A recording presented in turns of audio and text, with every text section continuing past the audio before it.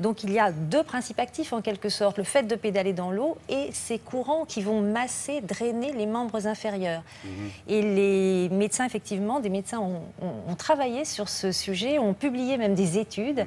Et une étude récemment publiée montre que cet exercice physique est particulièrement intéressant dans la lutte contre l'insuffisance veineuse, qui est quand même une pathologie qui touche en France à des degrés divers 18 millions de personnes. Seulement. Voilà. C'est bon pour le cœur aussi, pour le coup, puisque vous pédalez. Bien sûr. Alors là, on va s'intéresser dans le reportage, vous allez voir, à tout ce travail qui peut être fait pour lutter contre l'insuffisance veineuse.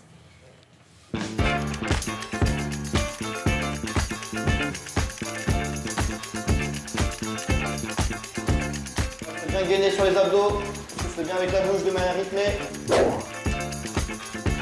La bicyclette aquatique est un des meilleurs moyens d'améliorer une mauvaise circulation veineuse, c'est-à-dire des personnes qui ont des jambes lourdes ou des gonflements des pieds ou des chevilles, ou bien encore des varices ou des veines apparentes.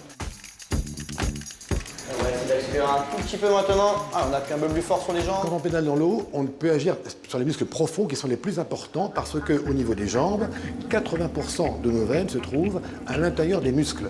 Et ces muscles profonds qu'on appelle posturaux sont ceux qu'on utilise le moins dans la vie quotidienne lorsque l'on marche. Donc agir spécifiquement dessus en ayant le talon un peu plus bas, c'est un moyen tout à fait performant et physiologique, naturel, de les améliorer. Allez, on tient, il reste 30 secondes dans ce sens-là. D'autre part, il y a un effet qui est lié à la résistance de l'eau, qui permet d'agir sur les deux sortes de muscles, les muscles de l'avant et de l'arrière de la jambe, qui vont permettre d'avoir l'action maximum sur la circulation veineuse des membres inférieurs. I'm in heaven. Le bicyclette aquatique agit directement sur la rétention d'eau. En effet, vous avez des courants qui vont être produits dans l'eau, sous l'eau, qui vont permettre d'avoir un véritable drainage actif. Actif parce que la patiente va contracter ses muscles en même temps. C'est encore plus puissant que le drainage passif, du drainage lymphatique manuel qu'on utilise depuis des années pour améliorer la rétention d'eau.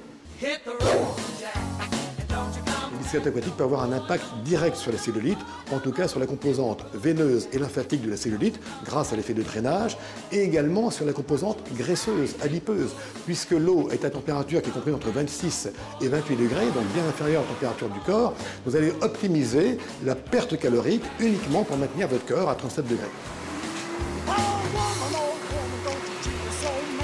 Donc on peut augmenter de 45% le débit sanguin dans les veines des jambes et on peut également améliorer l'aspect de la peau sera plus lisse, l'aspect de cellulite, de peau d'orange va s'estomper progressivement.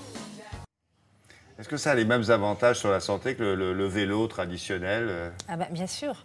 Tous les autres bienfaits du cyclisme en quelque sorte, hein, le vélo en plein air, le vélo d'appartement, mais on les retrouve dans le vélo aquatique avec des bienfaits sur le système cardiovasculaire puisque c'est un sport d'endurance, hein, et je rappelle qu'il faut en pratiquer au moins de ces séances-là 30 minutes hein, pour avoir un effet.